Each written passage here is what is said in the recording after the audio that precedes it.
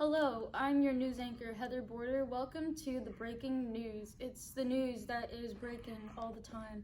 It's just everywhere. It's all over the floor. Today, for our breaking news, we have a story that might interest a lot of you.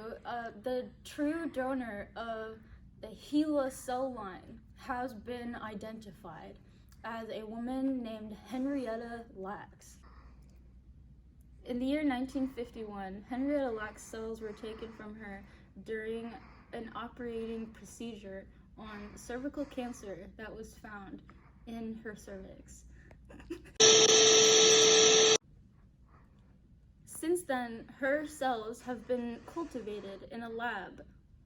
It was first done by Johns Hopkins Hospital, and now we will be hearing from a researcher at Johns Hopkins who will explain to us how they've been cultivating these cells over the years and why. So here's the lab where we have cultivated the HeLa cells right here. It may be hard to see on camera, but these HeLa cells are immortal in the fact that once they start dividing, they cannot stop dividing. As you can see here, this media consists of liquid from a chicken's heart, liquid from calf embryo fetus, and the blood of a human umbilical cord. So what's so special about these HeLa cells that's allowing them to just live like this? So as with any typical cancer cell, these cells proliferate endlessly.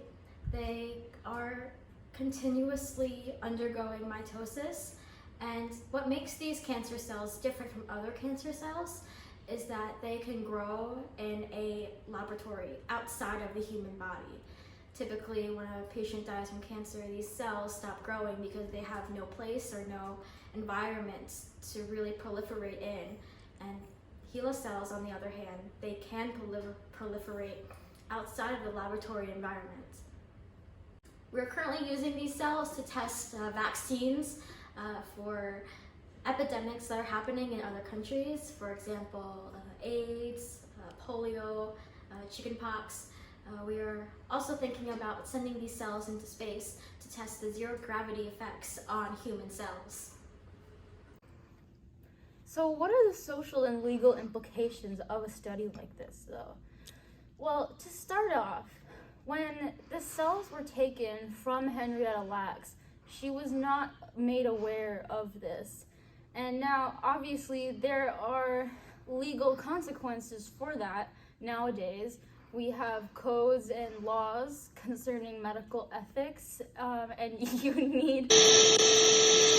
Nowadays, it would be completely immoral and illegal to take somebody's cells or tissue from them during a surgery or any kind of operation and use them for research without that person's consent. We have codes and laws now, like the Nuremberg Code, that state that you need consent for medical research. However, during the year that this was going on, Johns Hopkins claims that they were routinely taking tissue cultures from patients who were under anesthesia and going through an operation, and they were not letting anybody know. They were routinely doing this because, according to them, there was no law at that time that made it so they would need consent.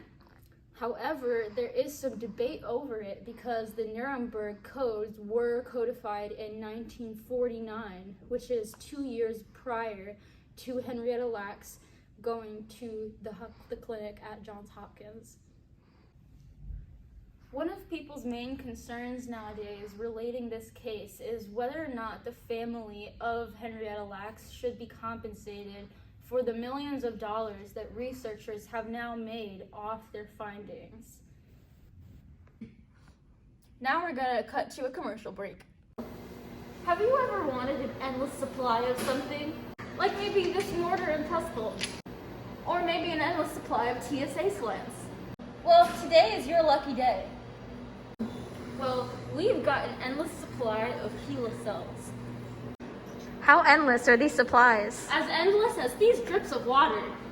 Since they're endless, you can do anything with with them. You could even drink them, although it's not recommended.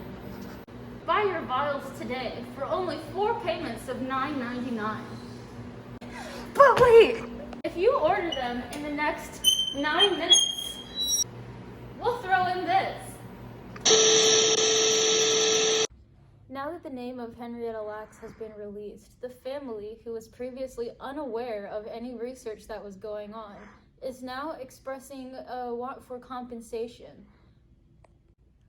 They also would like to be included in decisions on what happens with the cells, like whether or not information about the cells will be released in the future if we are able to get a genome replication of the cells, whether or not that will be released, and we're hoping to contact them and look for a future interview so that we can speak to them more personally about this matter.